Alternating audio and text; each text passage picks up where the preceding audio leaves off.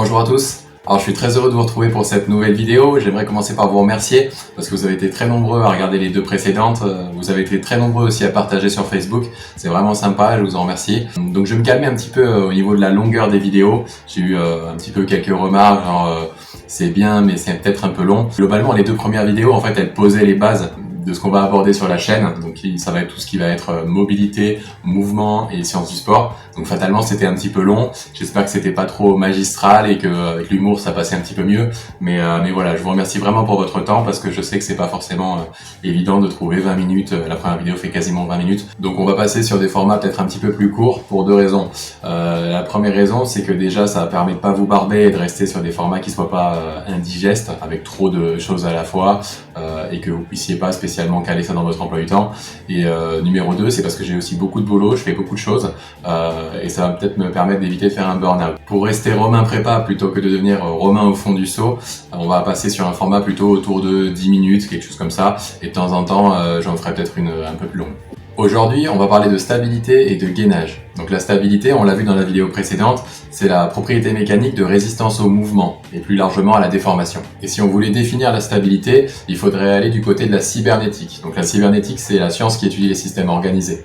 Donc dans cette approche, la stabilité, c'est la propriété finalement d'un système dynamique à revenir en place une fois qu'il a été perturbé. Et en entraînement sportif, bien sûr, le premier truc auquel on pense quand on pense stabilité, ça va être le gainage, ou le core training en anglais. Le but, ça va être de maintenir des alignements entre différents segments pour faire en sorte que les structures ne bougent pas malgré les forces externes. Le gros raccourci auquel on pense tous quand on pense gainage, c'est la planche.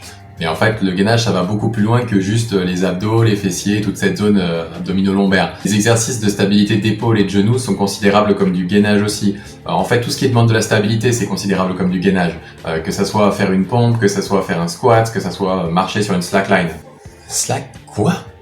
La slackline, c'est une sangle qu'on met entre deux arbres pour jouer au funambule, sauf qu'on est à 50 cm du sol, donc c'est quand même moins dangereux. Quelque chose de très intéressant, et on voit souvent ça dans les parcs. Moi j'habite à Toulouse, au Jardin des Plantes, on voit régulièrement des slacklines. Pour en revenir à la planche, c'est un travail en effet de gainage, mais c'est quelque chose d'assez réducteur de penser que le gainage c'est uniquement de la planche. En fait la planche c'est quelque part un premier niveau dans le gainage, c'est-à-dire qu'on va travailler ça et après il va falloir passer sur autre chose. Donc par exemple Charles Poliquin, qui était un préparateur physique canadien très réputé, expliquait que globalement la planche c'était niveau 5e. Une fois qu'on est capable de faire 1 minute à 1 minute 30 de gainage planche, il va falloir passer sur autre chose. À moins que vous vouliez battre le record du monde qui actuellement est détenu par un Américain de 60 ans et qui est de plus de 10 heures. Bon courage. Une fois que vous êtes capable de faire cette fameuse minute 30 de gainage planche, il va falloir passer sur du dynamique. Le gainage planche, c'est quoi? C'est un gainage statique, c'est-à-dire qu'on ne bouge pas. Le gainage dynamique, ça va être finalement une position de type planche ou autre, et on va bouger. Et il va y avoir certaines perturbations qui vont être induites par ce mouvement, il va falloir que vous y résistiez. Le gros intérêt du gainage dynamique, c'est que justement, il prend en compte ces perturbations transitoires.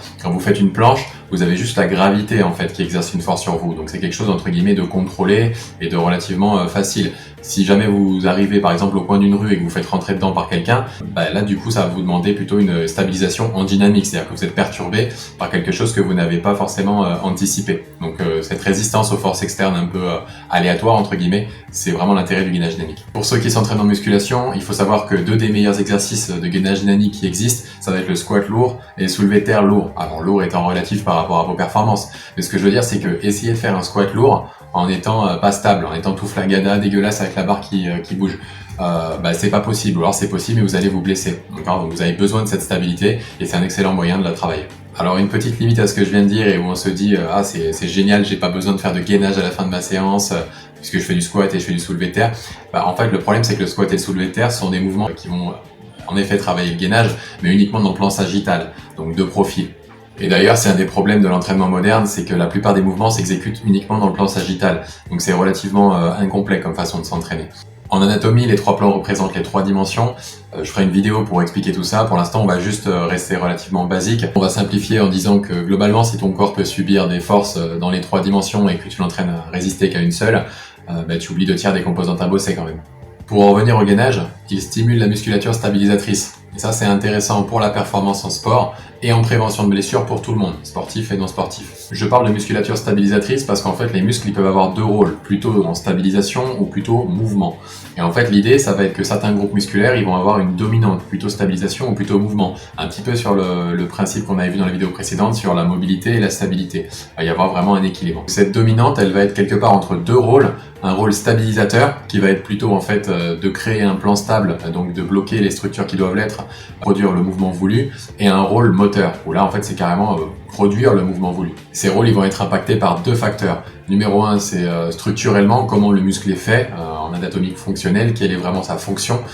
Et numéro 2, ça va être la gestion par le contrôle moteur. Et oui, si vous avez vu la vidéo précédente, vous savez que le contrôle moteur intervient beaucoup dans la gestion de la stabilité. On a vu un petit peu plus tôt qu'une façon de travailler la stabilité, ça allait être le gainage. Donc le gainage, il peut être statique, il peut être dynamique. Et quelque chose que j'ai pas abordé, c'est la vitesse de mobilisation. Il y a deux moyens de travailler la stabilité en dynamique. Soit vous travaillez sur des tempos ralentis, d'accord, des vitesses d'exécution très lentes, soit au contraire, vous allez travailler plutôt sur la stabilisation à haute vitesse. Ça va requérir un niveau athlétique plus élevé. Et pourquoi est-ce que finalement il faut un niveau athlétique plus élevé pour pouvoir résister à des perturbations plus rapides ? Tout simplement parce que les forces exercées sont plus importantes et le délai dans lequel je vais devoir me restabiliser va être soit le même, soit des fois plus court. Pour vous démontrer l'intérêt de faire varier justement la vitesse et de travailler à la fois sur du lent et sur du rapide, je vais prendre un exemple de chaque. Donc pour du lent, il faut savoir que la vitesse, elle a tendance à cacher la misère. Un rebond rapide en bas d'un développé couché ou d'un squat, vraiment ce côté où je rebondis, ça peut masquer une instabilité qui est une source potentielle de blessure. Donc pour traiter ça, on va utiliser soit du tempo, c'est-à-dire qu'on va avoir tendance à ralentir la descente, soit une pause en bas, donc la position la plus instable, soit les deux. Donc ça, c'était plutôt une situation où il faudrait du travail lent. Une situation où il faudrait du travail rapide, très intéressant parce que plus adapté au terrain, ça va être par exemple en rugby pour travailler la résistance au plaquage ou le changement de direction. Là, ce qui va se passer, c'est qu'il va falloir produire une très grande quantité de force et donc de stabilité en un temps minimal. Donc ça va être très intéressant de travailler cette capacité à se stabiliser à haute vitesse. Donc pour conclure, le gainage est basé sur un dosage entre des qualités de force et d'endurance. Et pour stabiliser ce qui doit l'être, finalement, il doit y avoir aussi une composante de timing, c'est-à-dire une bonne activation et une bonne synchronisation des groupes musculaires engagés. Voilà pour aujourd'hui, j'espère que ça vous a plu et que ça vous a permis d'y voir plus clair. Si ça vous a plu, vous pouvez vous abonner en cliquant en bas à droite sur le bouton. Une fois que vous êtes abonné, vous avez aussi une petite cloche à côté. La cloche, elle vous prévient des nouvelles vidéos, donc ça peut être toujours intéressant. Vous pouvez aussi me suivre sur Instagram, Romain Prépa, où je mets plein d'astuces. Allez, je vous dis à la prochaine et portez-vous bien.